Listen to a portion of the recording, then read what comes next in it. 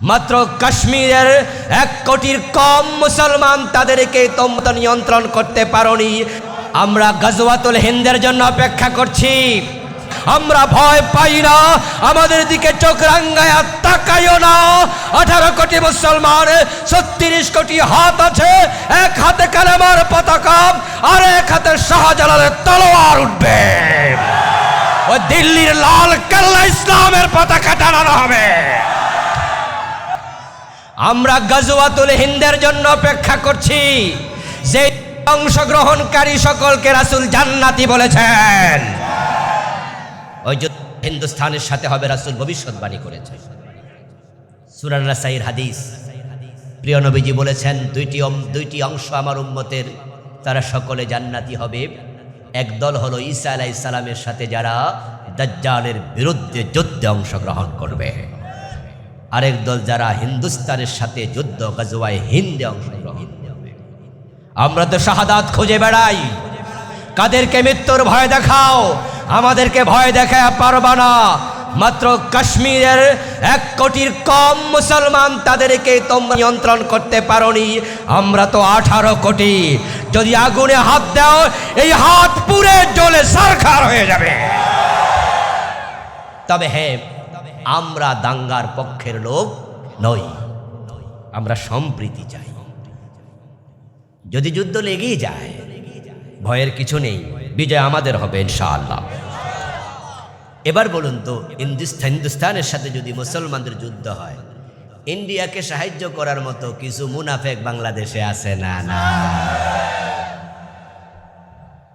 যারা তখন ইন্ডিয়ার পক্ষ নিয়ে আমরা ধরাই দিব, আমরা বাড়িঘর চিনাই দিব।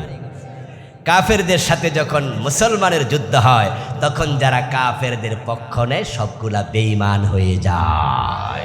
প্রিয় নবীজি বলেছেন, মানুষের অন্তর আল্লাহ তাআলা 2 আঙ্গুলের মাঝখানে, তিনি যেদিকে চান ঘুরিয়ে দেন, উল্টায় দিলে উপায় নাই। আল্লাহর নবী ব্যতীত কারো ঈমানের নিরাপত্তা নাই।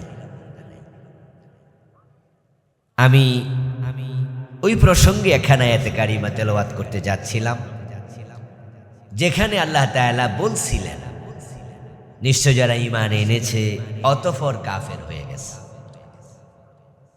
ইন্নাল্লাযীনা আমানু, যারা ঈমান আনলো, সুম্মা কাফারু, তারপর কাফের হয়ে গেল, সুম্মা আমানু, তারপর আবার ঈমান আনলো, কয়দিন পরে বলে না আবার ভালো হয়ে যাই, তারপর আবার ঈমান এনেছে।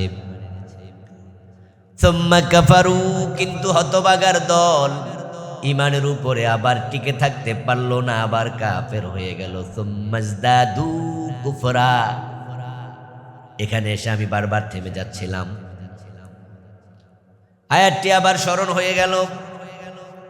সুম্মাজদাদু কুফরা, আল্লাহ বলে লোকগুলো তারপরে আবার যে ফিরে আসবে ঈমানের দিকে, সে তৌফিক আর হয় নাই,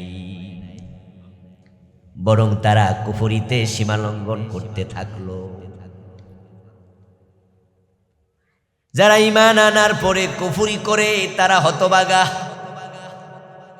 আর যারা ঈমান আনার পরে ঈমান নিয়ে মরতে পারে তারাই সৌভাগ্যবান মানুষ। এখন নবী ছাড়া ঈমান নিয়ে মরবে এমন গ্যারান্টি কারো আছে নাকি? এজন্য সবসময় আল্লাহর কাছে দোয়া করবেন। দেখবেন আমাদের দেশে আলেম ওলামারাও যখন মুনাজাত করে, আমরা কেউ মুনাজাতের শেষ দিকে একটা কথা বলে মুনাজাত শেষ করি, সেটা এমন, ওয়াজআল আখিরা কালামিনা ইনদাল মাউতি লা ইলাহা ইল্লাল্লাহ, বলি না? বাংলা অর্থ কি? বাংলা অর্থ হলো, আল্লাহ আমার শেষ কালেমাটা তুমি এই কালেমা তৈয়বা দিও, আমি যেন শেষ কথা যেটা বলবো দুনিয়ায় মরার আগে সেটা যেন কালেমায়ে তৈয়বা হয়। যে ব্যক্তি কালেমা পড়তে পড়তে মারা যায়, সে যে ঈমানের উপরে মরছে এটা তার প্রমাণ হয়, ঠিক কিনা? قال رسول الله صلى الله عليه وسلم من قال لا إله إلا الله ثم مات عليه دخل الجنة। প্রিয় নবীজি বলেছেন, যে ব্যক্তি লা ইলাহা ইল্লাল্লাহ পড়ে এবং এই কালেমার উপরে মৃত্যুবরণ করে, মরতে দেরি, আল্লাহর জান্নাতে যেতে দেরি হয় না। ও দোস্ত, ঈমান নিয়ে যেন মারা যাইতে পারি, আমরা আল্লাহর কাছে দরখাস্ত বেশি বেশি করা দরকার। কারণ ঈমানের কোনো নিরাপত্তা নাই। শুধু আল্লাহ তাআলা তার নবীদের ঈমানের হেফাজতের দায়িত্ব তিনি নিজে নিয়েছেন। এজন্য নবীদেরকে বলা হয় মাসুম। কি বলা হয়? মাসুম শব্দের অর্থ হলো নিষ্কলুষ, নিষ্পাপ, যাকে নিরাপত্তা দেয়া হয়েছে। ইসমাত শব্দ থেকে এসেছে। ইসমাত মানে নিরাপত্তা, মাসুম মানে এমন ব্যক্তি যাকে নিরাপত্তা দেয়া হয়েছে। নিরাপত্তা দাতাকে। এজন্য নবীদেরকে মাসুম বলে। নবীদেরকে আল্লাহ নিজে নিরাপত্তা দেয়। নবীরা যদি কোনো ভুল করত, সাথে সাথে ওহী আসতো, এসে নবীকে আল্লাহ সংশোধন করতো যে আপনি ফিরে আসেন। আর নবী সাথে সাথে ফিরে আসতো। কাজটা যে ভুল হয়েছে এটা নবী হয়তো জানতেনই না, কিন্তু আল্লাহ ভুল ধরাইয়া সংশোধন করে দিতেন। এবার আমরা যারা আজকের মাহফিলে আছি, আমরা ভুল করলে কোনো ওহী আসে নাকি? এজন্য আমরা যে ভুল করছি অনেক সময় জানিও না এটা ভুল, তাই সংশোধন হয় না। ভুলের উপরে মরার সম্ভাবনা।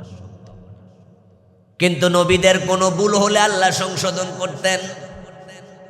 ছোটখাটো ভুলের উপর আল্লাহ রাখতেন না। প্রিয় নবীজি সাল্লাল্লাহু আলাইহি ওয়াসাল্লাম একবার ওনার স্ত্রীদের সাথে হালকা মনোমালিন্য করে তিনি কসম করলেন, আল্লাহর কসম আমি মধু পান করব না। মধু যে বস্তুটা, এটা কি হারাম জিনিস না হালাল জিনিস? রাসূলুল্লাহ নিজেও মিষ্টান্ন বেশি পছন্দ করতেন, কিন্তু তিনি তার দুজন স্ত্রীর সাথে একটু একটা বিষয় মনোমালিন্য করে বললেন, আল্লাহর কসম আমি আর মধু পান করব না। তো তিনি কসম করে হালাল জিনিসটাকে নিজের জন্য তিনি হারাম বানায়া দিলেন।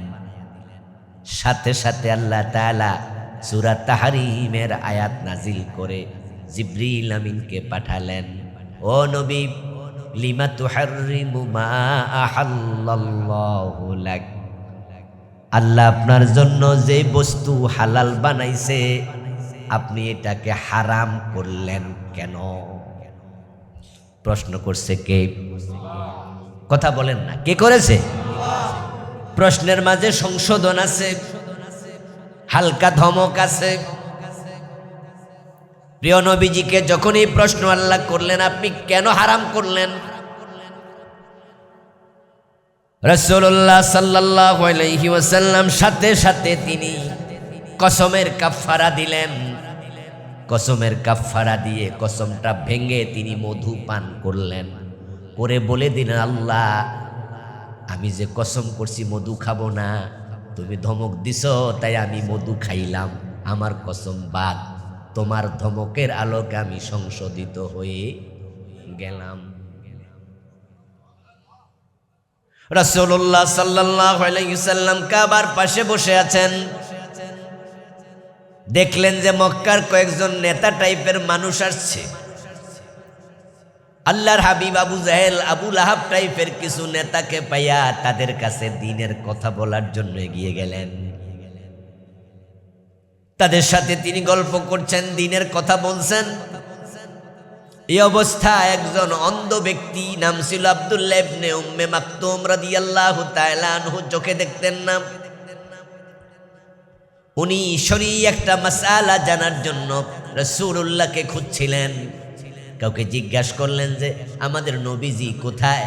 কেউ একজন বলল, ও মিয়া তুমি তো দেখো না, ওই যে দেখা যায় উনি কাবার পাশে কিছু লোকের সাথে কথা বলতেছে, ওখানে তুমি যাও।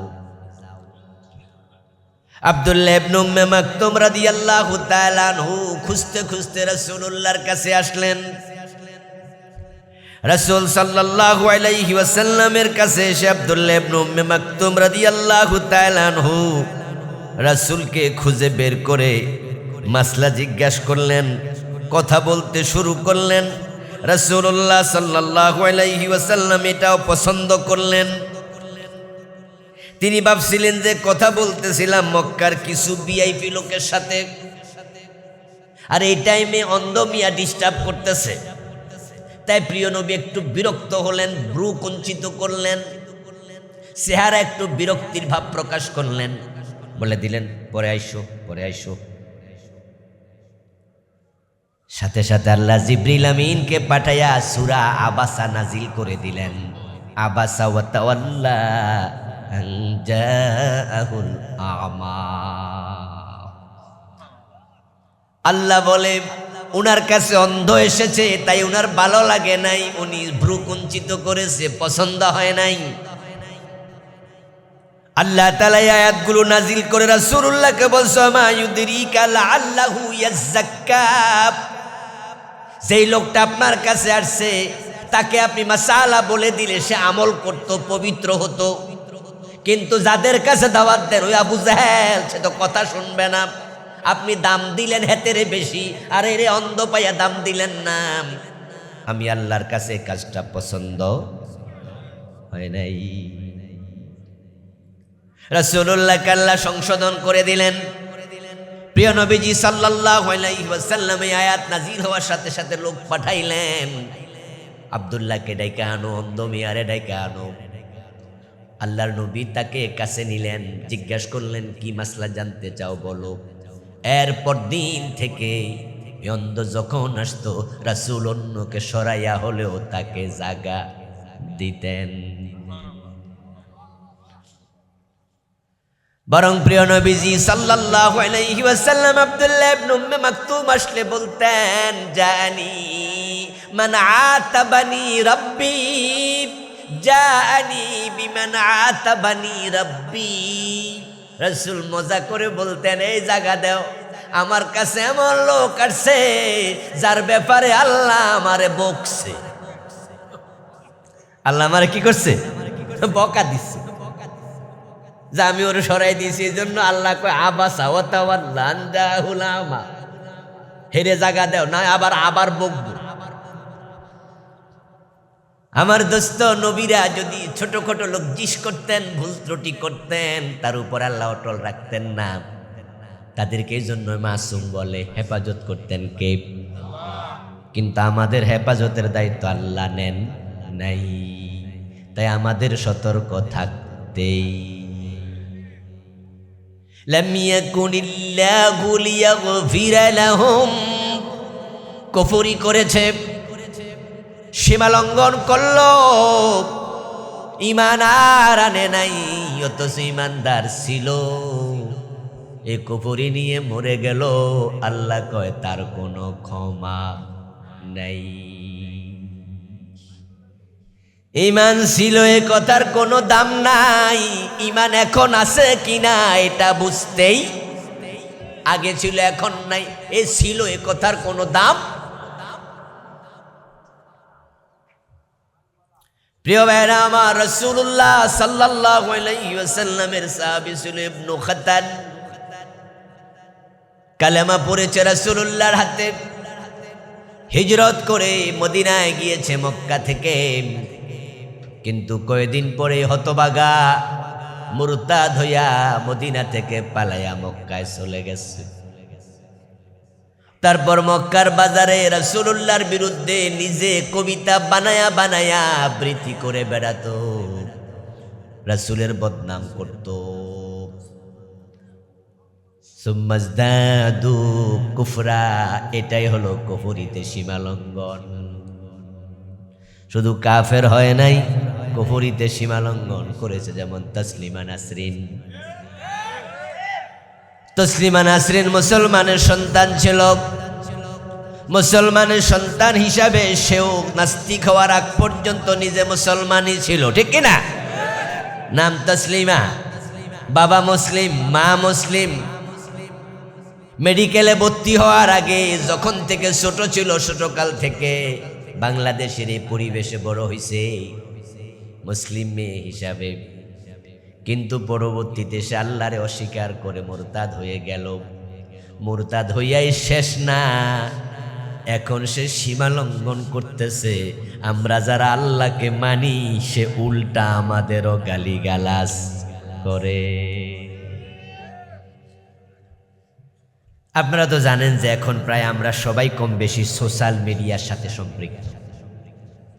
ফেসবুকে অনেক কিছু আমরা এখন পাই। তসলিমা নাসরিনের একটা আইডি আছে, সেও ফেসবুক চালায়। তার ফেজ মাঝে মাঝে আমাদের ফেসবুকের সাথেও ভেসে ওঠে, লিঙ্ক দেখি। সম্ভবত গতকালকে সে লিখেছে বাংলাদেশের নতুন সরকার প্রাইমারি এবং হাই স্কুলে কোরআন ঢুকানোর উদ্যোগ নিচ্ছে, এমন একটি খবর আমি জানতে পেরেছি। তসলিমা লিখতেছে, সে তো এখন ইন্ডিয়া থাকে, কলকাতায় থাকে। সে বলছে যে আমি খবর পাইলাম বাংলাদেশের সরকার কোরআন ঢুকাবে প্রাইমারি এবং হাই স্কুলে। কইটা শুনে আমি খুশি হয়েছি। আলহামদুলিল্লাহ কয়ে লাভ নাই, না, খুশি হওয়ার কারণ আরেকটা। খুশি হওয়ার কারণ এবার ব্যাখ্যা করছে যে কোরআন যে একটা, নাউজুবিল্লাহ, এটা মিথ্যায় ভরপুর কিতাব, আজগবি কাহিনীর কিতাব, এটা একটা সন্ত্রাসী কিতাব। যদি হাই স্কুলে ঢুকায় তাহলে অর্থ পইরা মুসলমানের বাচ্চারা বুঝবে কিতাব মানা দরকার নাই। নাউজুবিল্লাহ। কোরআন নাকি মিথ্যায় ভরপুর কিতাব, কোরআন নাকি আজগবি গল্পের কিতাব, কোরআন নাকি সন্ত্রাসীতে ভরপুর কিতাব। আমার বন্ধু এই কথাগুলো যে তসলিমা লিখলো, সে কি শুধু কাফের হলো না কুফরিতে সীমা লঙ্ঘন করলো?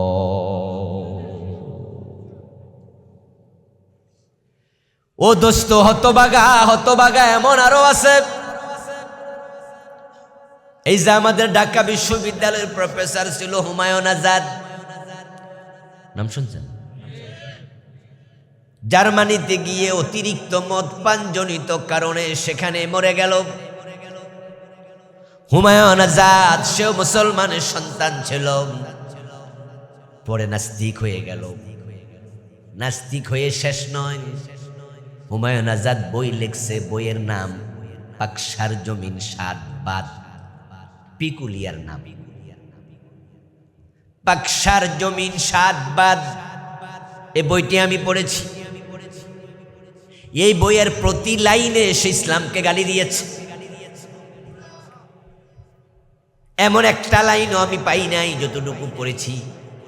কোরআনকে গালি দিছে, আল্লাহকে গালি দিছে, রাসূলকে গালি দিছে, ইসলামের যত অনুষঙ্গ, জান্নাত জাহান্নাম, হুর গেলমান, কারোর সারে নাই, সবাইরে গাইলেছে। এ হুমায়ুন আজাদ শুধু কি কাফের হয়েছে না সীমা লঙ্ঘন করেছে? এবার বলুন তো, এই লোকগুলো সীমা লঙ্ঘনের আগে, কাফের হওয়ার আগে তারা কি মুসলমান ছিল না? তো আল্লাহ যদি এমন লোককে ইসলামের বাইরে নিয়ে দেয়, উল্টায়া দেয় কলব, আমাদের কলব উল্টানোর ক্ষমতাও আল্লাহর আছে না নাই? এজন্য আমরা নিয়মিত হেদায়াত চাইব কার কাছে?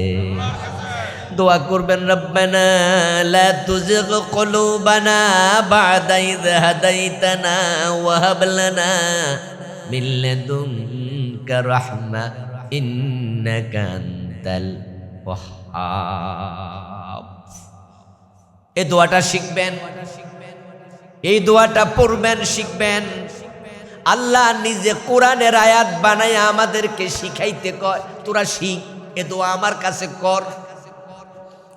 বাংলা অর্থ কি? ও আমাদের রব, তুমি হেদায়াত দেওয়ার পরে আমাদের অন্তর কখনো বাঁকা বানাইয়া দিও না।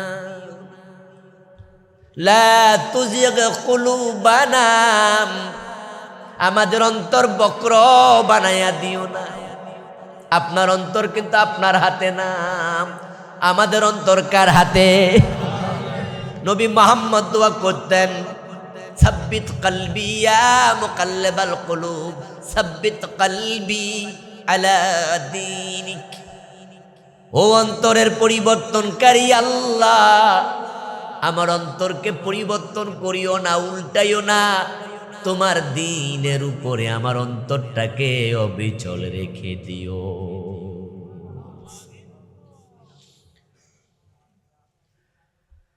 বনি ইসরায়েলের একজন ব্যক্তি ছিল যার নাম বালআম, বাবার নাম ছিল বাউর। কোন কোন মুফাসসির বলেন না, এটা তার মায়ের নাম বাউরা। তো বাবা হোক আর মা হোক, নাম বালআম ইবনে বাউর অথবা বালআম ইবনে বাউরা। উনি ছিলেন আল্লাহর এত বড় ওলি, যার আলোচনা আল্লাহ তাআলা কোরআনে করছে, ওয়াতলু আলাইহিম নাবাআল্লাযী আতাইনাহু মিন আয়াতিনা। ও নবী, আপনি আপনার উম্মতকে ওই ব্যক্তির আলোচনা তেলাওয়াত করে শোনান, যাকে আমি আল্লাহ অনেকগুলো কেরামত দিয়েছি। বালআম ইবনে বাউরার অনেকগুলো কেরামত ছিল, তার মাঝে একটা কেরামত ছিল বালআম দোয়া করতে দেরি, দোয়া কবুল হতে দেরি হতো না। এটাকে আরবিতে বলে মুজাবুদ দাওয়া। কোন আলেম বলছেন মুজাবের জায়গায় মুস্তাজাবুদ দাওয়া। মুজাব মুস্তাজাব একই অর্থ। বাংলা অর্থ হলো যার দোয়া কবুল হওয়ার ব্যাপারে কোনো আপত্তি নাই। আল্লাহ দোয়া করতে দেরি, কবুল করতে দেরি করতেন। হ্যাঁ, আল্লাহর এমন কিছু বান্দা অতীতে ছিল, আমরা শুনেছি বৃষ্টি হয় না, অনাবৃষ্টি, খরা চলছে, তারা বৃষ্টির নামাজ পড়তেন, হাত নামানোর আগে বৃষ্টি শুরু হয়ে গেছে। দোয়া করার সাথে সাথে কবুল হয়ে যায়। বালআম তাদের একজন। হযরত মূসা আলাইহিস সালামের যুগের লোক ছিল। আল্লাহ বলো, নবী আপনার উম্মতকে ওয়াতলু আলাইহিম, তেলাওয়াত করুন তাদের কাছে, নাবাআল্লাযী আতাইনাহু মিন আয়াতিনা, ওই ব্যক্তির আলোচনা যাকে আমি অনেকগুলো নিদর্শন দিয়েছি, কারামত দিয়েছি।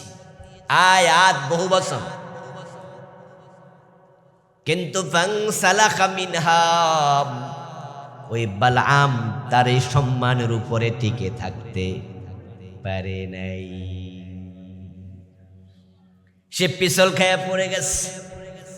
ফাতবাহু শাইতান, কারণ কি আল্লাহ আবার কারণ বলে, শয়তান তার পিছু নিছে, তারে শয়তানে ধরছে। আমরা মাঝে মাঝে কই না, পোলাপান বেশি দুষ্টামি করলে কি কই, এরে এরে শয়তানে ধরছে রে, এ শয়তানে ধরছে। আম গাছতে লাফ দি পড়ে, তখন আমরা কই কি রে শয়তানে ধরছি নি কোনো? আল্লাহ কইতেছে ফাতবাহু শাইতান, এই বালআমকে শয়তানে ধরছে, শয়তান তার পিছু নিছে। রেজাল্ট কি?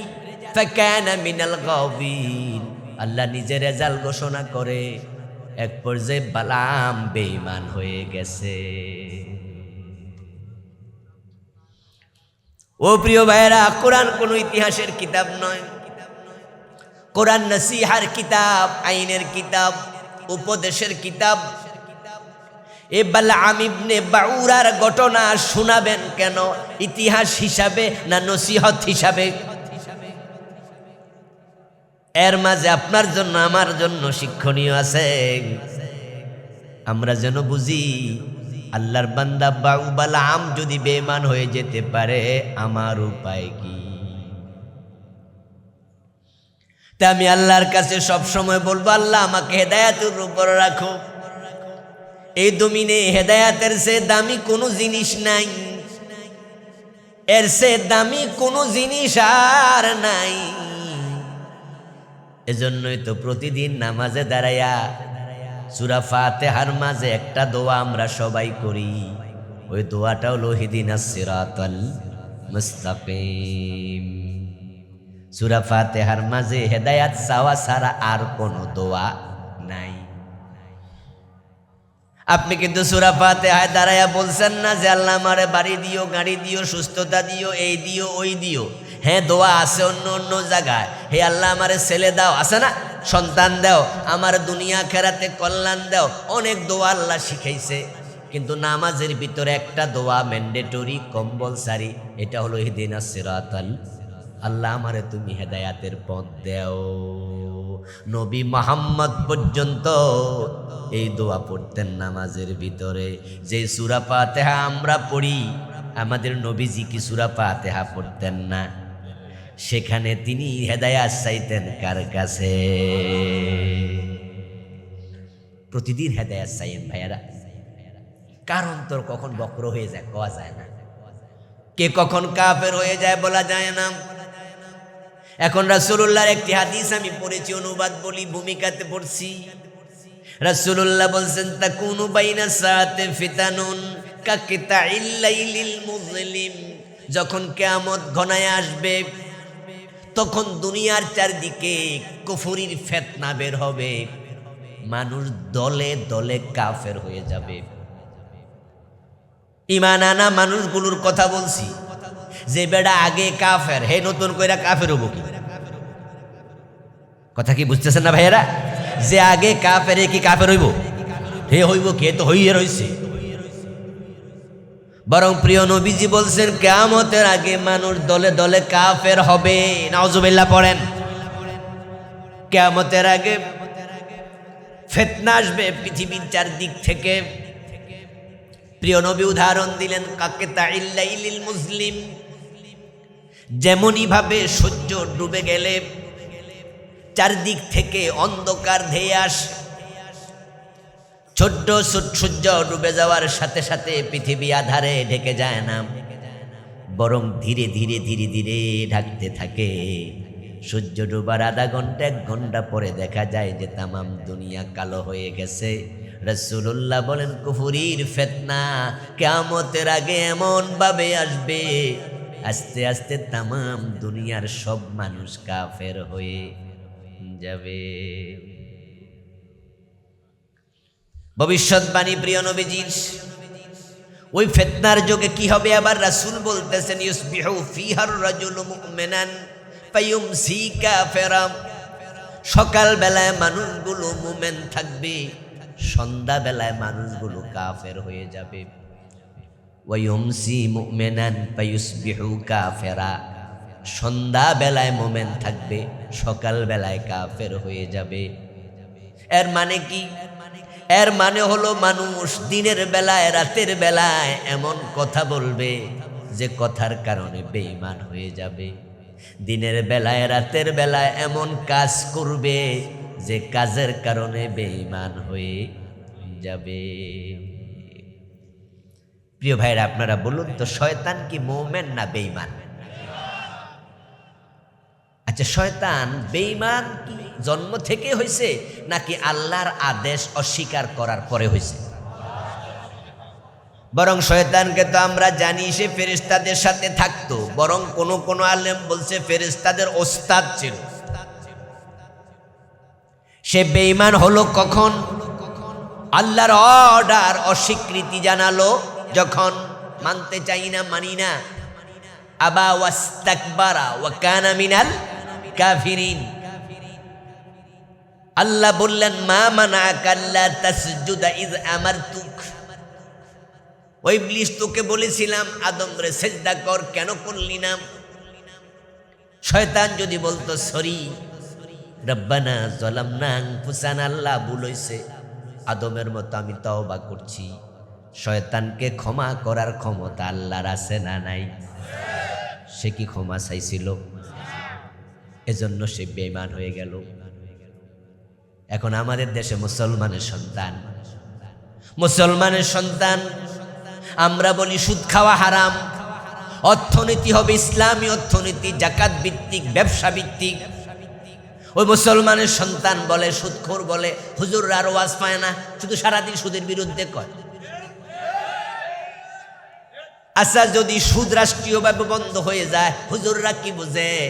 সুদ বন্ধ হইলে কি IMF আর ঋণ দিবে নাকি? বিশ্ব ব্যাংক ঋণ দিবে নাকি? ADB ঋণ দিবে নাকি? তাহলে ঋণ যদি বিশ্ব ব্যাংক না দেয়, IMF না দেয়, ADB না দেয়, তাহলে রাস্তা হবে কেমনে? ব্রিজ হবে কেমনে? বিদ্যুৎ হবে কেমনে? হুজুররা কি বোঝে? সুদ না খাইলে দুনিয়া চলে না। সুদের পক্ষে যখন কথা বলে, এই মুসলমানের সন্তানগুলো শয়তানের মতো বেঈমান হয়ে যায়।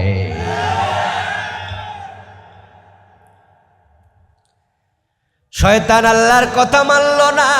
আল্লাহ জিজ্ঞাসা করার পরে সে যদি যুক্তি না দিত, তাহলে বেঈমান হইতো না, শরীক হইলে সারত। যেমন আদম আলাইহিস সালামকে আল্লাহ বলছিল, ফালা তাকরাবা হাযিহিস শাজারা, এই গাছের কাছে যেও না, ফাতাকুনা মিনাজ জালিমিন, গেলে জালেম হবে। কিন্তু আদম তো গেলই, মা হাওয়াও গেল, গাছের ফলও খাইল।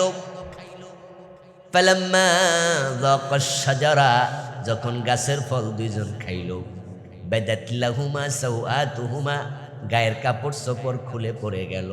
দুইজন বুঝে নিল কামটা ঠিক হয় নাই। তখন তারা দুইজনে ফাকালা রব্বানা যালামনা আনফুসানা, আল্লাহ ভুল হইয়া গেছে, তাওবা করলো, আল্লাহ ক্ষমাও করলো, দুইজনকে জান্নাত দিয়ে দিল।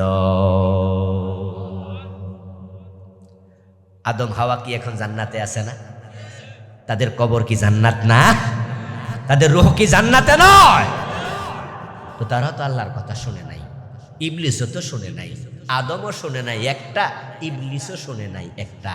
তো আদম হইল নবী, আদম হইল জান্নাতি, ইবলিস হইল জাহান্নামী বেঈমান। কারণ সে আল্লাহর কথা না শুইনা উল্টা যুক্তি দিছে। সে কয় খালাকতানি মিন নার ওয়া খালাকতাহু মিন। আল্লাহ বলে কেন সেজদা করলা না? সে বলতেছে আল্লাহ কেন করব, আপনি তো আমাকে আগুন থেকে বানাইছেন, ওকে মাটি থেকে বানাইছেন, আনা খাইরুম মিনহু। সে আল্লাহরে কয় আমি না সেরা। চিন্তা করছেন?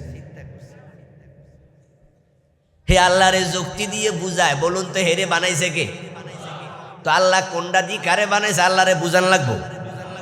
যেই মাত্র বুঝাইতে গেছে ইমান শেষ। সুদ খাইলে ৭৩টা গুনাহ হয়, সবচেয়ে ছোট গুনাহ হলো মায়ের সাথে জেনা করা। আর এই জালেমগুলো এই সুদের পক্ষে যুক্তি দেয়। এই বেটা তোদের কিসের উন্নতি? কিসের বিশ্ব ব্যাংক? কিসের IMF? কিসের ADB? কিসের IDB? তামাম দুনিয়া যদি ঋণ না দেয়, আল্লাহর উপর ভরসা কর, ঋণ নেওয়া লাগবে না। তোর মাটির নিচে চাইলে সৌদির মতো আল্লাহ এখানেও স্বর্ণের খনি বানায়া দিতে পারে।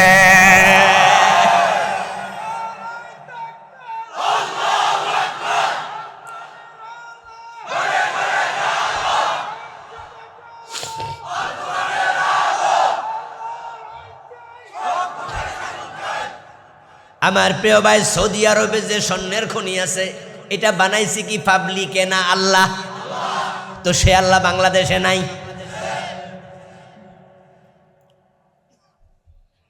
আমরা তো ভরসা করে আছি বিশ্ব ব্যাংকের উপর, অথচ ভরসা করার উচিত কার উপর?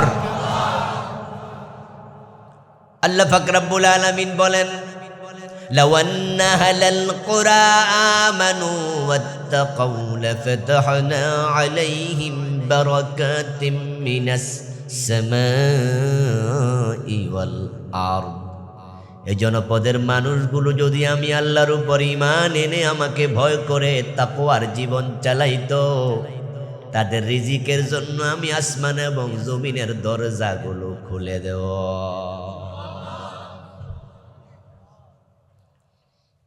লাফাতাহনা লামে তাকিদ, অবশ্যই আমি আল্লাহ খুলে দেব। যদি আমরা ২-৪টা স্বর্ণের খনি পাইয়া যাই। আর কিছুক্ষণ আগে আপনারা বলছেন দেয়ার ক্ষমতা আল্লাহর আছে না নাই? যদি 2-4টা দিয়ায় দেয় ঋণের জন্য হাত পাতার দরকার হবে না, বরং অন্যরা আমাদের কাছে ঋণ চাইবে। সুদের পক্ষে যুক্তি কেন দিতে যাও মিয়া? দিলে তো বেঈমান হয়ে যাইবা। আমরা বলি চুরি করলে হাত কাটতে হবে, এটা আল্লাহর আইন। ওরা আবার কয় যে হুজুররা এসব কয় কি কয়, যদি চোর দইরা হাত কাটতে দেন বেটা ভাত খাইব কি দিয়া?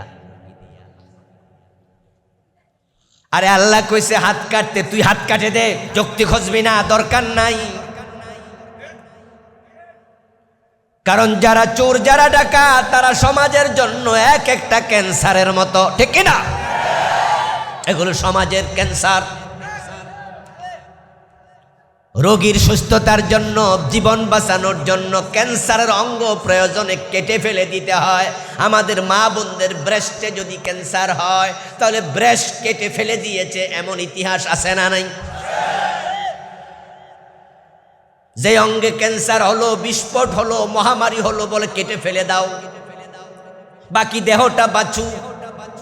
এই পুরা বরুড়াতে খোঁজ নেন, চোর আছে কয়জন? এই পুরা গ্রামে এখানে কয়জন চোর বসবাস করে? 2 জন 3 জন 5 জন।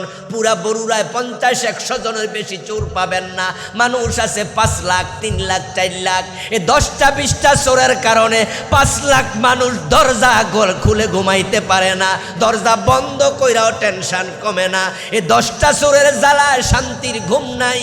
পুরা দেশটারে অস্থির করছে কিছু চোরে। ব্রেশ কাটলে যদি রুগী ভালো হয়, বিস্ফোট কেটে ফেলে দিলে যদি রুগী ভালো থাকে, কেটে ফেলো, কেটে ফেলো।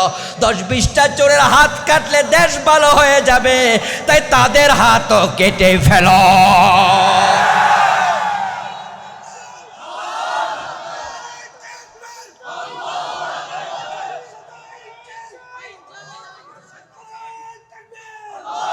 আমার প্রিয় ভাইরা, এখন ওই বেড়ারা যুক্তি দেয় চোরের হাত কাটলে চোর ভাত খাইব কি দিয়া। আমি তাদের এই জাতীয় কথা শুনে তারা নাকি আবার কয় আমরা হইলাম মানবতাপন্থী, কোরআনের আইন নাকি মধ্যযুগীয়। নাউজুবিল্লাহ। হেরা মানব দরদি সাজে। কোরআনের আইন বড় কঠিন, হাত কাইটা দিব। আমি বলি দোস্ত, হাত কাটবো চোরের, টেনশন করো তুমি, ঘটনাটা কি? হাত কাটবো কার, টেনশন করে নেতা। আসলে ঘটনা কিন্তু আছে। কারণ হচ্ছে বাড়িতে আয়নার সামনে দাঁড়ালে আয়নার ভিতরে চোর দেখা যায়। ও দোস্ত, ইবলিস শয়তান যুক্তি দিয়ে ঈমান হারালো, ঈমান তার চলে গেল। আল্লাহর অর্ডারের বাহিরে যদি আপনি চিন্তা করেন, যুক্তি দেন, আপনার ঈমানটাও চলে যাওয়ার সম্ভাবনা আছে না নাই? কিয়ামতের আগে মানুষ দলে দলে বেঈমান হবে। সকালে মুমিন থাকবে, সন্ধ্যায় কাফের হবে। সন্ধ্যায় মুমিন থাকবে, সকালে কাফের হবে। এমন কথা বলবে যে কথা বলার সাথে সাথে ঈমান শেষ। মানুষ ঈমান আনেও মুখে, ঈমান যায়ও মুখে। আপনি যদি কোনো হিন্দু বৌদ্ধকে মুসলমান বানাতে চান, তাহলে তাকে তো আপনি বলবেন আমার সাথে সাথে পড়ো আশহাদু আল্লা ইলাহা ইল্লাল্লাহু ওয়া আশহাদু আন্না মুহাম্মাদান আবদুহু ওয়া রাসূলুহু। এই কালেমা পড়ার সাথে সাথে আপনি এখন বুকে জড়াইয়া ধরবেন তুমি মুমিন। যে মুখ দিয়া কালেমা পড়া মুমিন হলো, ওই মুখ দিয়া কুফরি করে কাফের হয়। قال رسول الله صلى الله عليه وسلم إن العبد لا يتكلم بالكلمة من سخط الله لا يلقي لها بالا يهبي بها في جهنم। নবীজি সাল্লাল্লাহু আলাইহি ওয়াসাল্লাম বলেন, বান্দা মাঝে মাঝে এমন কথা বলে যেই কথাতে আল্লাহ দারুণ রেগে যায়, তার একটা কথার কারণে তাকে জাহান্নামের মাঝখানে ফেলে দেয়। ওই কথাটা কুফরি কালাম যদি হয়। চা দোকানে বসে গল্প করছে 2 জন পরিচিত মানুষ, দোস্ত, ক্লাসমেট। এখন তারা সমাজের নেতা, বয়স এখন 40, 45, 50। একসাথে প্রাইমারিতে পড়ছে, তুই তো কারি সম্পর্ক। এখন এক দোস্ত আরেক দোস্তরে কয় রে, এই বেটা তুই তো 5 ওয়াক্ত নামাজ পড়স, হজও করছস। কয় করছি তো। এবার তাহলে নির্বাচনে ইসলামের পক্ষে ভোট দে, তুই তো নামাজি মানুষ, তো ভোট দিবি বেনামাজিরে, দরকারটা কি? তখন ওই নামাজি দোস্ত কয়, আরে তোর একটা বদভ্যাস, সব জায়গায় ইসলাম টানস। এমন কথা বলার লোক আছে না? তুই সব জায়গায় ইসলাম টানস। আরে বেটা ভোট দিমু, নেতা বানামু, দেশ চলবে, এই আনো ইসলাম ঢুকান লাগবো। আমার দোস্ত কথাটা বলেছে হালকা, লা ইউলকিলাহা বালান। রাসূলুল্লাহ বলে এমন কথা বলে যে কথাটা সে আসলে সিরিয়াসলি বলে নাই, হাসতে হাসতে কইছে। কিন্তু আল্লাহ তাআলা এই কথা বলার সাথে সাথে তার ঈমানটা শেষ ঘোষণা দিয়া দিছে, তার জাহান্নামের মাঝখানে ফেলে দিছে। এই কথাটা সরাসরি কুফর, সরাসরি কুফর। আপনি বলবেন হুজুর হে তো আল্লাহরে অস্বীকার করে নাই, কাফের হইল কেমনে? আসলে কাফের হওয়ার জন্য আল্লাহকে অস্বীকার করা লাগে না। আমাদের বাংলাদেশে কাদিয়ানি আছে না নাই? তারা কি মুমিন না কাফের? এরা কি আল্লাহরে অস্বীকার করে? ও দোস্ত, আল্লাহর অস্বীকার করে কাফের হওয়া লাগে না। যারা আল্লাহর অস্বীকার করে তারা তো কাফের বটেই। কাফের হবে সে এই কোরআনের বিপরীত চিন্তা লালন করবে। কোরআন মাজিদের বিসমিল্লাহর বা থেকে মিনাল জিন্নাতি ওয়ান নাসের সিন পর্যন্ত যত মেসেজ আছে সবগুলোর সাথে একমত হতেই, সবটা বিনা প্রশ্নে মেনে নেয়ার নাম ঈমান। রাসূলুল্লাহ সাল্লাল্লাহু আলাইহি ওয়াসাল্লাম কোরআনের যে ব্যাখ্যা আমাদের করেছেন, হাদিসগুলো যেগুলো রাসূল থেকে প্রমাণিত, সন্দেহাতীতভাবে তা মেনে নিতেই হবে। দ্বিমত করার নাম কুফর। এক জায়গায় করবেন সব শেষ। কাফের হওয়ার জন্য ডজন ডজন কুফরি লাগে না। এই কোরআনের একটা আইনও যে মানে না সে কাফের। যদি কেউ বলে অর্ধেক মানি না, সেও কি? যদি কেউ বলে 100টার মাঝে 99টা মানি, একটা মানি না, সেও কি? অঙ্কের মতো 10 লাইনের অঙ্ক 9 লাইন ঠিক হইছে, 1 লাইন ভুল হইছে, কত পাইবেন?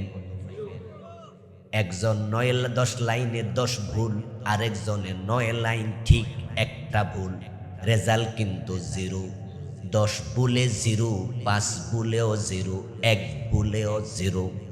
কোরআন 30 পারা মানে না কাফের, 29 পারা মানে 1 পারা মানে না কাফের, 113 সূরা মানে 1 সূরা মানে না কাফের, পুরা কোরআন মানে 1 অক্ষর মানে না, সেও কি? ما كان لمؤمن ولا مؤمنة إذا قضى الله ورسوله أمرا أن يكون لهم الخيرة من أمرهم। আল্লাহ তাআলা বলছেন, ঈমানদার নরনারী শোনো, ঈমানদার দাবি করলে আল্লাহ এবং রাসূল যা বলেছে এর বিপরীত কথা বলো না, চিন্তা করো না। এর বিপরীতে মানব কি মানব না এই চিন্তা করার অধিকারও তোমার থাকে না।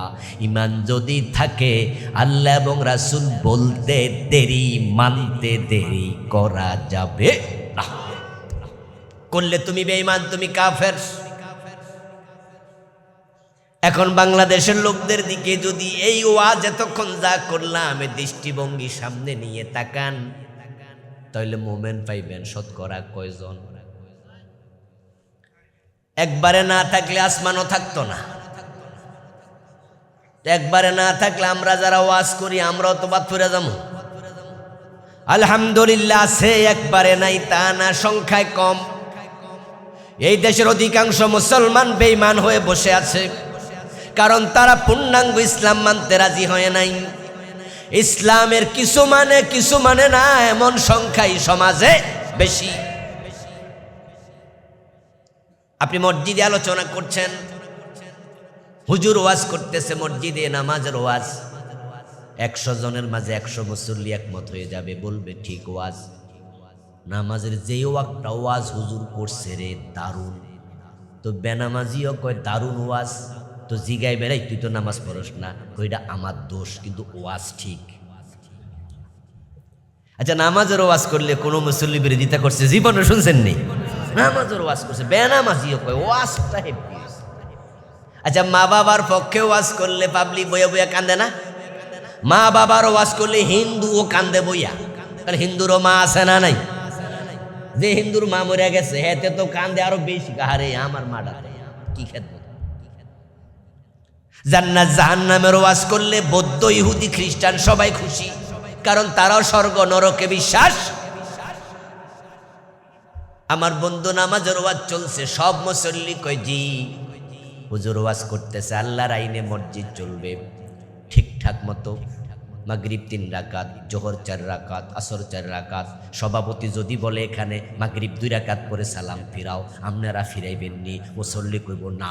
হুজুর কইব যে আল্লাহর আইন ছাড়া মসজিদ চলবে না। সব মুসল্লি কয় জি, সভাপতি নিজেও কয় জি, আমি কোনোদিন কি 2 রাকাতের কথা কইছিনি?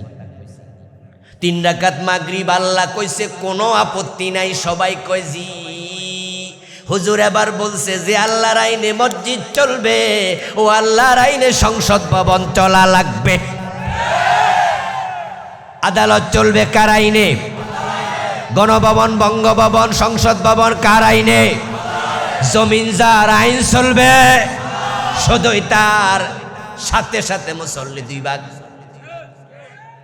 1 ভাগ আপনাদের মতো কইব জি, আরেক ভাগ কইব হুজুরদের রাজনীতি শুরু করছে।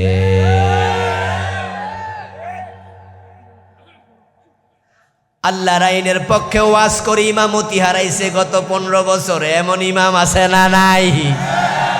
আচ্ছা, ইমামতি কি হিন্দু খাইছে নাকি? ওই হুজুরে যে ইমামতিটা খাইয়া দিল হিন্দুরা খাইছে? হিন্দুরা কি মসজিদে আইনি? তো কেডা খাইলো? আমার দোস্ত জোহরের নামাজের পরে, জুমার নামাজের পরে বাড়িতে যাওয়ার সময় গুনগুন করতে করতে যায়, কয় হুজুর আজকে যে ওয়াজ করছে গায়ে জ্বালা ধরে গেছে, শুধু মসজিদ তাই কিছু কইতে। এই যে হুজুর এত আল্লাহর আইন করে, আমরা কি আল্লাহর আইন বুঝি না? সব জায়গায় রাজনীতি করে কেন? দরকার কি?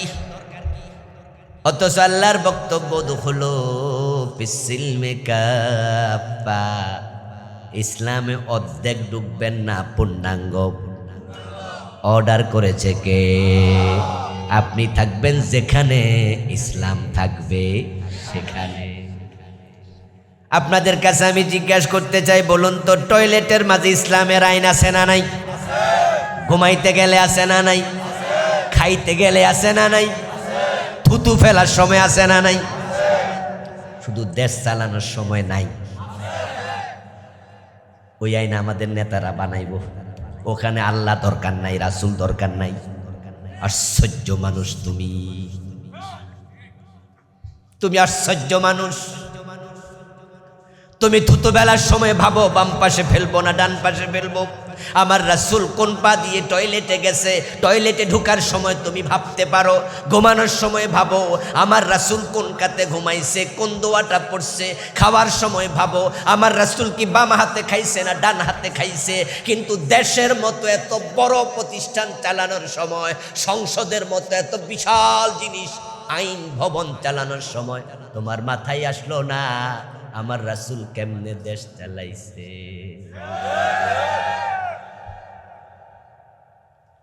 টয়লেটে বাম পাও দিয়া ঢুকলে আর মনে মনে ভাবো আমি সুন্নি মুসলমান, রাসূলের সুন্নত মানছি। মসজিদে ডান পা দিয়া ঢুকে ভাবো তুমি সুন্নি মুসলমান, রাসূলের সুন্নাত মেনে ডান পা দিয়া ঢুকছো। যদি ডান পা দিয়া মসজিদে ঢোকা সুন্নাহ হয়, বাম পা দিয়া টয়লেটে ঢোকা নবীর সুন্নাহ হয়। যেই নবী 10টা বছর কোরআন দিয়া দেশ চালাইছে, এটা নবীর সুন্নাহ নয় বুঝি? বরং কত হুজুর আছে আমি দেখি, আলেম ওলামা ফির বুজুর্গ, এরাও কয় যে আমরা কোনো রাজনীতি করি না। এমন সুবিধাবাদী হুজুর আছে না নাই? এই হুজুররা গত 15 বছর আরামে আছিল, ঠিক না? যে হুজুররা রাজনীতি মাজনীতি করে নাই তাদের জেল খাটার কোনো সম্ভাবনা নাই। ওরা গত 15 বছর খুব আরামে আছিল এবং সরকারের কাছে ওরা হলো সবচেয়ে বালা হুজুর। এই হুজুর কোনো রাজনীতি ফাজনীতিতে নাই। এর মানে হলো এরকম হুজুর যদি গড়ে গড়ে 10 জন হয়, আমাদের রাজনীতি আমাদের ক্ষমতার কোনো অসুবিধা নাই। তাই এই হুজুর কত বালা, কোলাকুলি করে। ও দোস্ত, তুমি যে বলো আমি কোনো রাজনীতি করি না, আমি আপনাকে প্রশ্ন করতে চাই, নবী মুহাম্মাদের জীবনে রাজনীতি আছে না নাই? আবু বকর ওমরের জীবনে আছে না নাই? তো তুমি নবীও মানো না, সাহাবীও মানো না, তো মানলা কারে?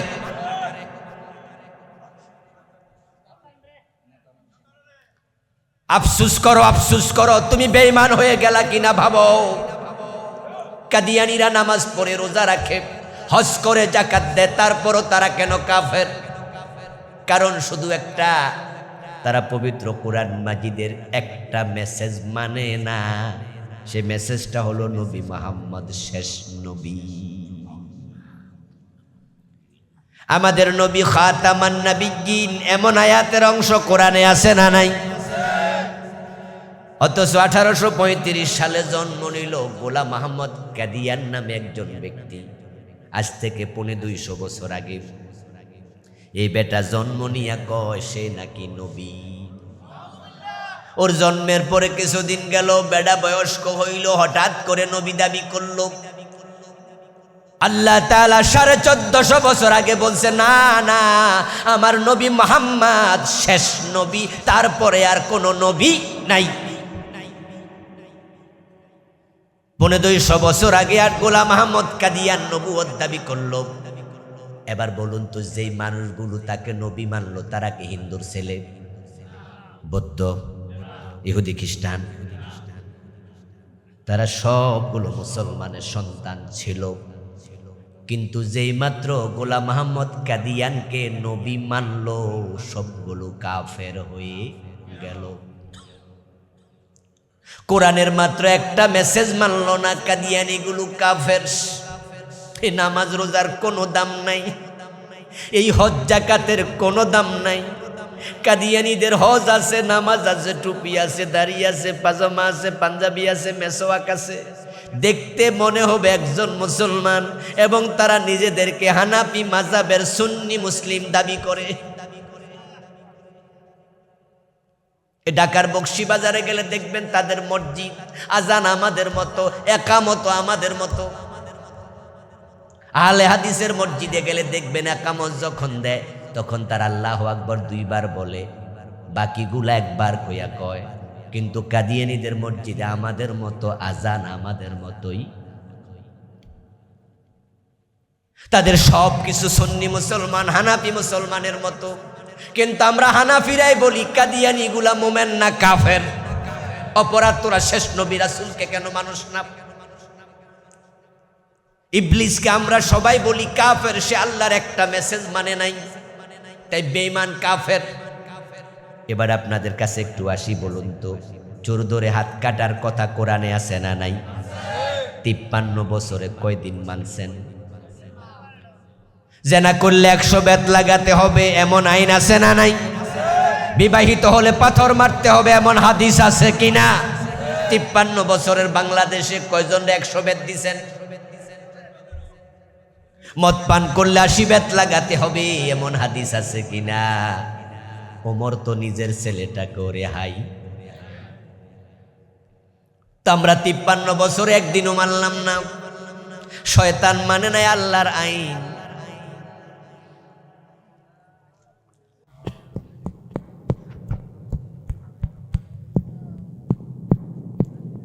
লা ইলাহা ইল্লাল্লাহ, লা ইলাহা ইল্লাল্লাহ, লা ইলাহা ইল্লাল্লাহ, লা ইলাহা ইল্লাল্লাহ, লা ইলাহা ইল্লাল্লাহ মুহাম্মাদুর রাসূলুল্লাহ।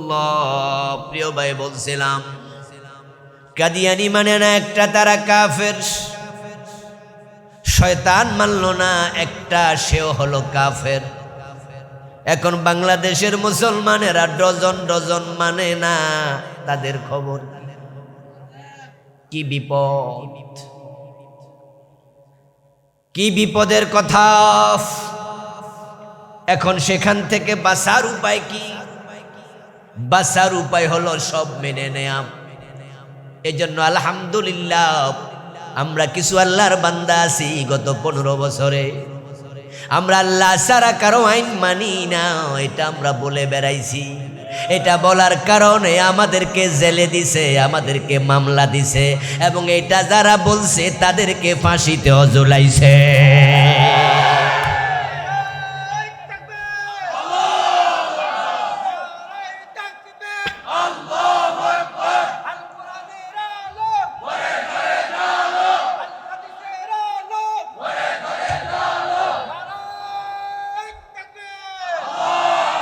আমার প্রিয় ভাইয়েরা, আপনারা কেউ কেউ মনে মনে বলবেন যে হুজুর কয় কি, ফাঁসি তো দিছে যুদ্ধাপরাধীরে। তামনে কইলেন যে আল্লাহর আইনের পক্ষে, তাই ফাঁসি দিছে।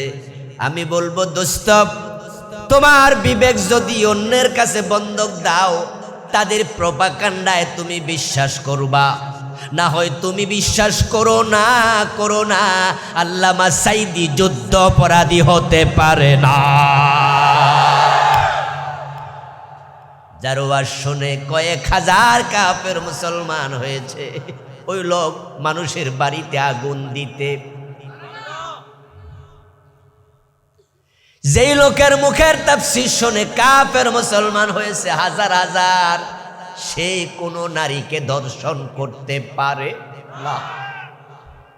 এগুলো মিথ্যা অভিযোগ, মিথ্যা মিথ্যা। যে 2 জন মন্ত্রীকে ফাঁসি দিল, তাদেরকে যুদ্ধাপরাধী বানাইয়া ফাঁসি দিছে। আপনাদের বিবেকের কাছে আমার প্রশ্ন, তারা যে 5 বছর ক্ষমতায় ছিল, 1 টাকা দুর্নীতির অভিযোগ আছে নাকি? অথচ নেত্রী কয় তার বাড়ির পিয়ন নাকি 400 কোটি টাকার মালিক। তাদের নেতারা হাজার হাজার কোটি টাকা চুরি করলো, কানাডায় বেগম পাড়া বানালো, দেশটাকে তলাবিহীন জুরিতে পরিণত করে দিল।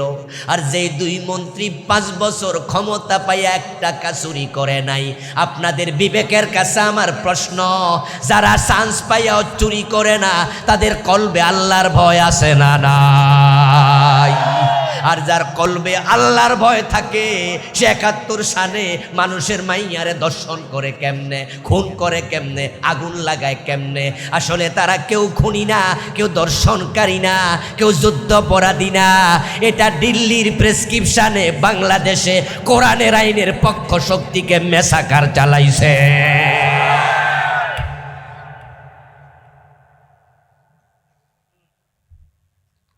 সূরা বুরুজ পড়ুন, আসহাবুল উখদুদের কাহিনী সূরা বুরুজের তাফসিরে লম্বা করে এসেছে। রাসূল মুহাম্মদ সাল্লাল্লাহু আলাইহি ওয়াসাল্লাম বলেছেন, লম্বা তাফসিরে কাহিনী পাবেন।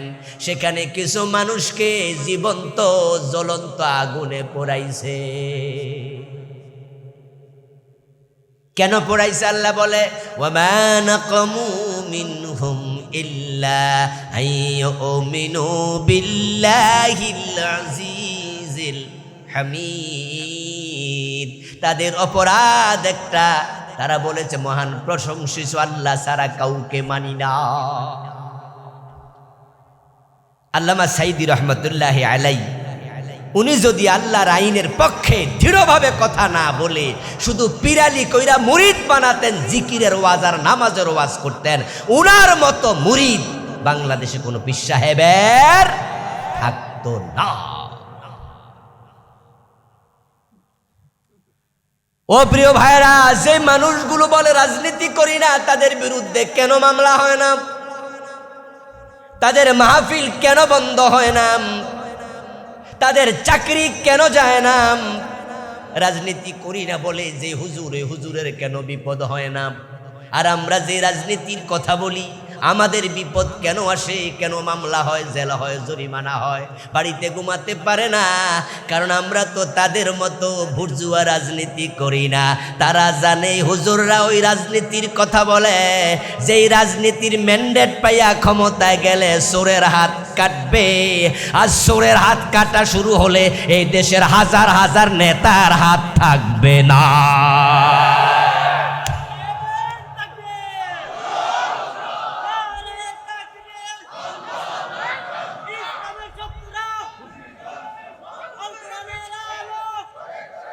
আমার প্রিয় ভাই, এখন রাসূলুল্লাহর জীবনে রাজনীতি যদি থাকে, তিনি 10 বছর প্রেসিডেন্ট ছিলেন। বঙ্গবন্ধু রাজনীতি করত না, তবে বাংলাদেশের প্রেসিডেন্ট ছিল। জিয়াউর রহমানও রাজনীতি করত না, তবে বাংলাদেশের প্রেসিডেন্ট ছিল। এই কথা কেউ যদি কয়, তারে আমরা কমু তুই একটা পাগল। বরং বাংলাদেশে যদি দুজন রাজনীতিবিদের নাম বলা হয়, বঙ্গবন্ধু এবং জিয়ার নাম আসবে, ঠিক না? বঙ্গবন্ধু প্রেসিডেন্ট ছিলেন কয় বছর? মাত্র 3.5 বছর। প্রধানমন্ত্রী প্রেসিডেন্ট 2 পোস্ট মিল্লা। কিছুদিন ছিলেন প্রধানমন্ত্রী, কিছুদিন ছিলেন প্রেসিডেন্ট। তাহলে তিনি ছিলেন 71 থেকে 75। 3.5 বছরের মতো জিয়াউর রহমানও ছিলেন কম বেশি এমন। আর আমার নবী ছিলেন মদিনার প্রেসিডেন্ট 10 বছর। তো বঙ্গবন্ধু সেরা রাজনীতিবিদ হইয়া গেল, মাত্র 3 বছর প্রেসিডেন্ট, 3.5 বছর। জিয়াউর রহমান সেরা রাজনীতিবিদ হয়ে গেল 3-4 বছর প্রেসিডেন্ট থাইকা। আর আমার রাসূল 10 বছর মদিনার প্রেসিডেন্ট। তুমি কও যে আমি রাজনীতি করি না, তো রাসূল যদি রাজনীতি করত তুমি কেন করো না? বুঝতে হবে তুমি জেলে যাইতে মাইর খাইতে রাজি না, তুমি সুবিধাবাদী, তুমি সুবিধাবাদী। সুবিধাবাদ জিন্দাবাদে মোমেন হওয়া যায় না।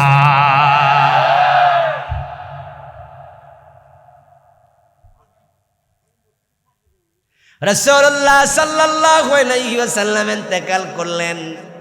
রাসূলুল্লাহ সাহাবারা দাফন করে না। আগে কয় যে নেতা বানাও, পরের খলিফা কে হবে, রাষ্ট্রপ্রধান কে হবে, এটা বানাইয়া তারপর রাসূলকে দাফন করবে। রাসূল ইন্তেকাল করলেন সোমবারে দুপুর বেলায়, সাস্তের সময়। সকাল 10:30-11টার দিকে রাসূলুল্লাহ ইন্তেকাল করলেন।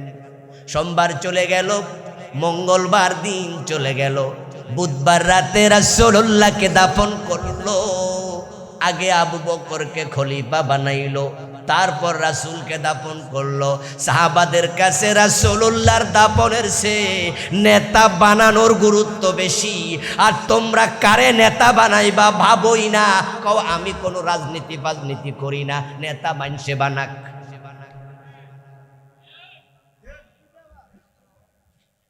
ও দোস্ত কান খোলে শোনো, গাড়ির ড্রাইভার যদি মাতাল হয়, যাত্রী যদি হাজী সাহেব হয়, যাত্রী বসে বসে সুবহানাল্লাহ জিকির করুক। আর মাতাল ড্রাইভার যদি গাড়ি চালাইতে যাইয়া গাড়ি খালে ঢুকায়, ওই হাজী সাহেব খালে ঢুকা লাগবে।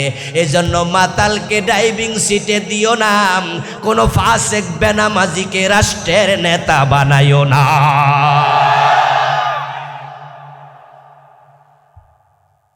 ইমামত 2 প্রকার, ইমামতে সগরা, ইমামতে কুবরা। মসজিদের ইমাম ও ইমাম, রাষ্ট্রে যারা এমপি মন্ত্রী নেতা তারাও ইমাম। আরবিতে ইমাম শব্দের অর্থ কি? নেতা, লিডার, নেতা।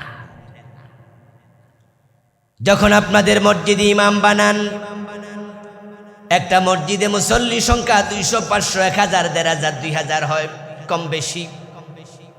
ওই 1000 লোকের নেতা বানানোর সময় ইমামের কত কোয়ালিটি দেখি না? শুধু দেখে না, ইমামের বউ পর্দা করেনি এই খবরও নেই। যদি শোনে যে ইমাম ঠিক আছে, ইমাম সাহেবের সব ঠিক আছে, কিন্তু ওনার বউ বেপর্দা চলে, তাও ইমামত থাকে। কয় যে না, এই হুজুরের পিছনে নামাজ পড়বো না। সমস্যা কি? উনার সমস্যা কি? কয় না আছে, বুঝলেন না, ঘরের সমস্যা, ঘরেরটা পর্যন্ত। আচ্ছা, আপনাদের জুমা মসজিদ ইমামতি করার জন্য সার্কুলার দিলেন, ইমাম আসলো, তাকে দেখেন যে ইন্টারভিউ বোর্ডে আইছে একজন লোক, একটা দাঁড়িয়েও নাই, ক্লিন শেভ। আপনারা হেরে দেখলে জিগাইবেন, হুজুররা তো আইসে ইন্টারভিউ দিতাম নাইছেন কেন? হে যদি কয় আমিও হুজুর, আজহার ইউনিভার্সিটি থেকে আমি তাফসিরের উপর অনার্স মাস্টার্স করে আসছি। বাংলাদেশের লোকেরা দাড়ির দিকে তাকাইয়া কইবা, আমনে মাস্টার্স 3 বার করলো, আমাদের মসজিদে আমনের ইমাম বানাইতাম। যার দাড়ি নাই এমন মুসল্লি, হেও লাড়ি লইয়া খারাই যাইব, কবো যে আমি এর পিছে নামাজ পড়মু না। পাবলিক যদি জিগায় তোরও তো দাড়ি নাই, কবো না থাকলে না থাক, হেটটা লাগবো। কি ঠিক না? ঠিক বলছি? ইমাম যদি বিড়ি টানে, ইমামতি থাকবো নি? তো নেতা গাঁজা টানে, তার নেতাগিরি থাকে কেমনে? কেমনে থাকে? এই দেশে মদখোর গাঁজাখোর এমপি মন্ত্রী নেতা আছে না নাই? তো হেতের ইমামতি থাকে কেন? ও দোস্ত, 500 মসজিদে 500 মুসল্লির নেতা, তার এত কোয়ালিটি। আর একটা থানায় 5 লাখ মানুষের যে নেতা হবে, তার কোয়ালিটি আরো বেশি দরকার আছে না নাই? তখন যাচাই করছেন কয়দিন? এর বউ পর্দা করেনি, নিজে করেনি, এর খবর নিছেন কয়দিন? এবার বলুন তো, যে ইমামরা আপনার মসজিদের ইমাম খতিব বানাইলেন, বেডার হাতে মসজিদের টাকা পয়সার দায়িত্ব আসলে থাকেনি না ক্যাশিয়ারের কাছে? কোনো বাজেট কি হুজুরের হাত দিয়া ফাঁস হয়নি যে মসজিদে দোতলার কাজ চলবে, টাকা পয়সা হুজুরে দেখব? হুজুরের তো জিগায়ও না, বরং দান বাক্সার চাবিটাও হুজুরে দেয় না।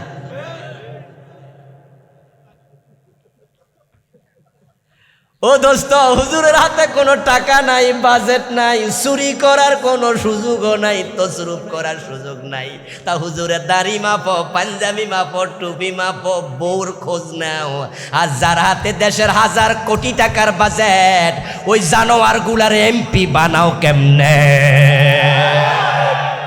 যারা দেশের 1000 কোটি টাকা চুরি করে বিদেশে নিয়ে যায়। আমাদের সাবধান হওয়া দরকার আছে না নাই? এইগুলা ইমানের আলোচনা। ইমান মানে শুধু লা ইলাহা ইল্লাল্লাহ পড়া না। লা ইলাহা ইল্লাল্লাহ পড়লে যদি মানুষ মোমেন হয়ে যাইতো, তো কাদিয়ানির মুয়াজ্জিন কি লা ইলাহা ইল্লাল্লাহ জানে কয় না? তো হে মোমান না। আরে কাদিয়ানি কি কয় না? আশহাদু আল্লা ইলাহা ইল্লাল্লাহ কয় না? হে মুয়াজ্জিন আশহাদু আন্না মুহাম্মাদুর রাসূলুল্লাহ কয়নি? হে কাফের কোন?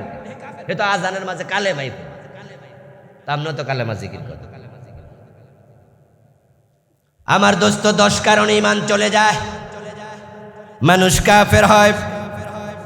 1 নাম্বার কুফর, 2 নাম্বার শিরিক, 3 নাম্বার নিফাক, 4 নাম্বার আল্লাহ তার বান্দার মাঝখানে যে মাধ্যম সাব্যস্ত করে, 5 নাম্বার কাফের মুশরিক চিরস্থায়ী জাহান্নামী, এই বিষয়ে যে সন্দেহ। 6 নাম্বার রাসূল মুহাম্মদকে ব্যতি রেখে যে অন্যকে আদর্শ মনে। কি যে জটিলতায় আমরা আছি। পোলাপান বাড়ির মাঝে পোস্টার বানায় রাখে, আমি অমুকের আদর্শের সৈনিক। আসেনি আসেনি? এবং মিছিলের শুরুতে কয় অমুকের সৈনিক। নবী মুহাম্মদকে আদর্শ পাইয়া তাকে বাদ দিয়া ওই দাড়ি চাচা লোকের আদর্শ বানাইলি, তুই বড় কপাল পোড়া, বড় কপাল পোড়া। লাকাদ কানা লাকুম ফি রাসূলিল্লাহি উসওয়াতুন হাসানা। আল্লাহ বলে, আমি রাসূলুল্লাহর জীবনে তোমাদের জন্য আদর্শ রেখেছি। এজন্য আমরা চিৎকার দিয়ে ঘোষণা করি, নবী মুহাম্মদ ছাড়া কাউকে আদর্শ মানি না। আমাদের আদর্শ নবী মুহাম্মদুর রাসূলুল্লাহ, কোন নেতা ফেতা আদর্শ হতে পারে না।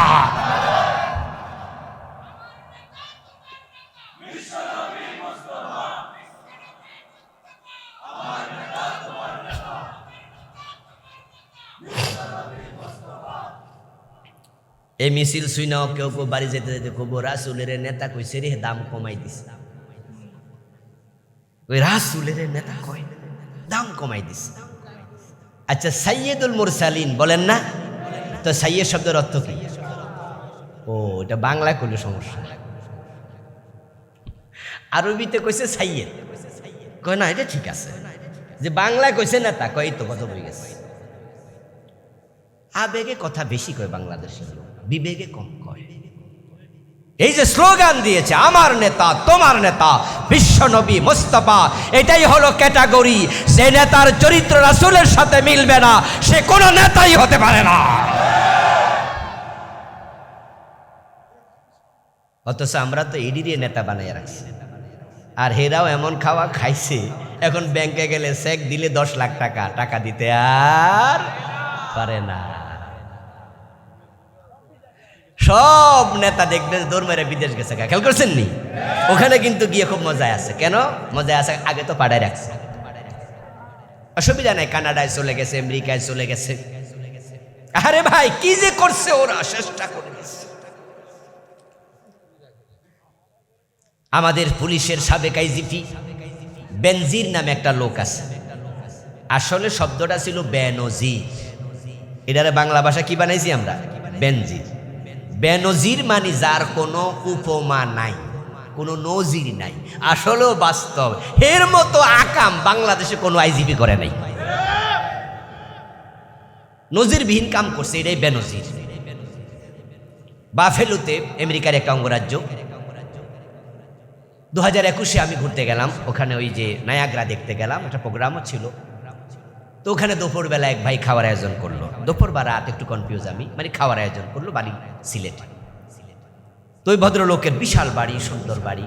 খাইতে খাইতে আমি জিজ্ঞাসা করলাম যে ভাই আপনি কি করেন?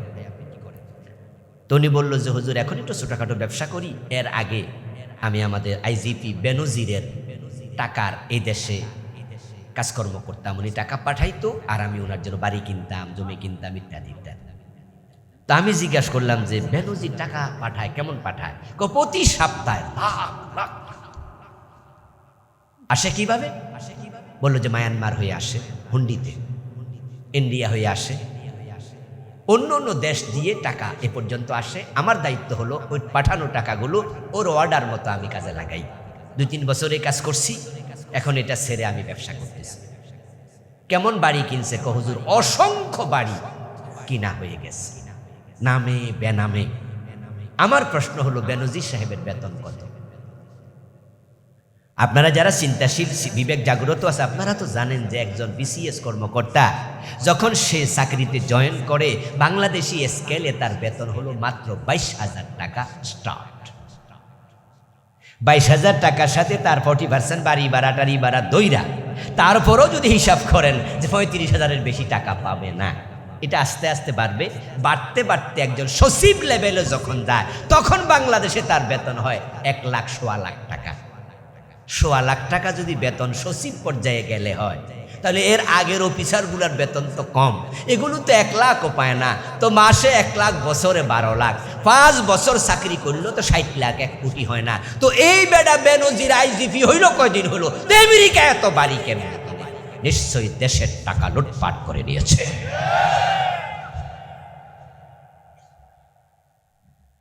মসজিদের ইমাম মুত্তাকি হওয়া লাজেম, দেশের ইমামের তাকওয়া দরকার আছে না নাই? ইমামের মসজিদের ইমামের চেয়ে কম না বেশি দরকার? তা আপনারা আদর্শ বানাচ্ছেন এমন নেতাদেরকে যে নেতাদের ভিতরে আসলে কোনো আদর্শ নাই। কি ভাবছেন হুজুর আমার কি? আল্লাহরে কয়ে দিব, আল্লাহ আমি কি দোষ করছি? যে করছে হেরে ধরো। আল্লাহ বলবে তুমি চুরি করো নাই, তবে তোমার বোট ফাইয়া ওই বাটফাট্টা নেতা হইয়া চুরি করছে, সেখানে তোমার অংশ আছে না? না। সাবধান মুসলমান। 7 নাম্বার হলো ওই ব্যক্তি কাফের যে ইসলামের কোন বিধানকে অপছন্দ করবে। বিয়ার ছিল, ছেলেটার লেখাপড়া সব ঠিক আছে, চাকরিও ভালো, তবে মাইয়ারা রাজি না, তাই বিয়ে দিতে পারলাম না। সমস্যা কি? ফোলার দাঁড়িয়ে আছে। ছেলের মুখে দাঁড়িয়ে আছে তাই মেয়ে বিয়ে বসে না, অথবা ছেলের মুখে দাঁড়িয়ে থাকাতে বাবারাই বিয়ে দিতে চায় না, এমন কিছু হতভাগা মুসলমানের সন্তান আছে না নাই? দাড়িকে নেগলেক্ট করলা, তোমার ঈমান শেষ। দাড়ির কারণে চাকরি দেয় না, বলে দাড়ি কেটে আসো তারপরে তোমার চাকরি। মনে রাখবেন, দাড়ি রাখা সুন্নাহ, না রাখলে কবিরা গুনাহ হবে, ঈমান যাবে না। কিন্তু দাড়িকে অপছন্দ করলে ঈমান থাকবে না। আরো ছোট সুন্নাহ বলি, টুপি। এই যে মাথা থেকে আমি খুলছি, কোনো গুনাহ হয়েছে নাকি? সুন্নাত মুস্তাহাব্বা, উত্তম সুন্নাহ। দিলে সওয়াব আছে, না দিলে কোনো গুনাহ নাই। কিন্তু যদি বলি যে টুপি পছন্দ করি না, ঈমান শেষ। আমার রাসূল সাল্লাল্লাহু আলাইহি ওয়াসাল্লামের ছোট একটা সুন্নাহ কেউ যদি অবজ্ঞা করে, বেঈমান হয়ে যাবে, কাফের। এটা 7 নাম্বার কারণ। কাফের হওয়ার 8 নাম্বার কারণ হলো ইসলামের কোনো বিধান নিয়ে বিদ্রোহ করা, ঠাট্টা বিদ্রোহ করা। টুপি মাথায় দিয়ে হাঁটে, তাই ঠাট্টা করে এ মুন্সি, এ মুন্সি, ঠাট্টা করে। পাঞ্জাবি গায়ে দিয়ে আপনি গাড়িতে উঠে দেখবেন যে গাড়ির কন্ট্রাক্টর আপনারে হুজুর, মুন্সি, মোল্লা কইয়া ডাকবে। আজি, হ্যাঁ মুরব্বীও কয়া মুরব্বী। আরেক বেড়া দাড়ি কামাইছে, বেড়ার বয়স 50, আর যে পোলা পাঞ্জাবি টুপি গাদ দিয়েছে তার বয়স হলো 25। ওই 50 বছরে দাড়ি কামাই না, 25 বছর পোলারে কয় চাচা বাড়া দেন। একবার আমারও কইছিল চাচা ভাড়া দেন, তা আমিও মজা করে কইছি হ্যাঁ বাতিজা ভাড়া কত, দিয়ে মুখটা বেজার করে লাইছে। আমার ভাইয়েরা, আপনি যদি ইসলাম ফলো করেন আর অন্য আপনাকে বিদ্রোহ করে, তাহলে বিদ্রোহটা আপনাকে করে নাই, ইসলামকে করেছে, ঠিক না? এই জন্য কুফরি হয়। মাসালাগুলা চিকন মাসালা, এটা আমার লেখা বই, আমি 8টা বই লিখেছি, তার মাঝে এটা একটা, ঈমান, কুফর ও নিফাক। এখানে আমি জাস্ট বলছি, আর বিস্তারিত আমি ভিতরে লিখেছি। বাংলাদেশে চলমান 56টা কুফর লিখেছি। শিরিক নিয়ে আলাদা একটি লিখেছি, বাংলাদেশে চলমান 29টা। বেদাত নিয়ে লিখেছি চলমান 38টা। এভাবে আমরা 8টা বই আছে, গাড়ি ড্রাইভারের কাছে পাবেন। আজকে বইগুলো এনেছি, যাওয়ার সময় নিবেন, পড়বেন। আমার প্রিয় ভাই, যদি আপনি ইসলামের কোন অনুষঙ্গকে বিদ্রোহ করেন, তাহলে ব্যক্তিকে না, বিদ্রোহটা কাকে করা হলো? ইসলামকে, তাই ঈমান থাকে না। 9 নাম্বার, মুসলিমদের বিরুদ্ধে মুশরিকদেরকে, কাফেরদেরকে সাহায্য করলে ঈমান থাকবে না। 10 নাম্বার, কোন ব্যক্তির জন্য শরীয়তের সীমা শিথিল, উনি শরীয়ত না মানলেও চলে, এই চিন্তা করলে ঈমান চলে যাবে। এমন লোক বাংলাদেশে কিন্তু আছে। তোমার ফির যে নামাজ পড়ে না, উনারা নামাজ লাগে না, এই লাকসামে গেলে খুঁজে পাবে। আমাদের লাকসামেই আছে, বলে যে 5 ওয়াক্ত নামাজ নাকি লাগে না। আবার কেউ কেউ বলে নামাজের মতো নামাজ একবার পড়লেই চলে। অমকের শরীয়ত লাগে না। এই তোমার বউ নিয়ে তুমি পীরের কাছে যাও বেপর্দা নিয়ে, এটা কেমন কথা? তোমার পীর পর্দা করে না? বলে না না, লাগে না, আপনার চোখ আর হুজুরের চোখ। এমন কথা বলার লোক আছে কিনা? যে মনে করবে যে অমুকের জন্য শরীয়ত লাগে না, সে কাফের হয়ে যাবে। নবী মুহাম্মদও নামাজ পড়তেন, পর্দা করতেন, ঠিক কিনা? উনার জন্য শরীয়ত লাগে, তোর পীরের জন্য লাগে। কুফরিগুলো আমরা চিহ্নিত করব, শিরকগুলো চিহ্নিত করব, যে কারণে মানুষ কাফের হয়। যদি কোনোটা আমাদের ভিতরে পাওয়া যায়, আমরা তাওবা করব। রাজি আছেন না নাই? আমরা আল্লাহর কাছে দোয়া করি, আমরা যেন সকলে ঈমান নিয়ে মরতে পারি। আল্লাহ সেই ঈমান আমাদেরকে দাও, সবাই বলেন আমিন। প্রিয় ভাইয়েরা, আমরা আলোচনা শেষ দিকে চলে আসলাম। আজকের সম্মানিত প্রধান মেহমান, প্রধান অতিথি, মহতারাম জননেতা মোহাম্মদ ইয়াসিন আরাফাত ভাই, তিনি আমাদের সাথে আছেন। সংক্ষেপে কিছু কথা বলবেন, তারপরে ইনশাআল্লাহ আমরা মোনাজাত দিয়ে একসাথে যেতে চাই। আপনারা অপেক্ষা করুন।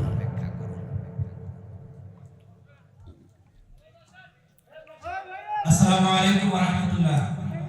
আলহামদুলিল্লাহ, আলহামদুলিল্লাহি রাব্বিল আলামিন, আসসালাতু ওয়াসসালামু আলা রাসূলিল আমিন ওয়া আলা আলিহি ওয়া সাহবিহি আজমাইন। ইসলামী সমাজ কল্যাণ পরিষদ ভাবক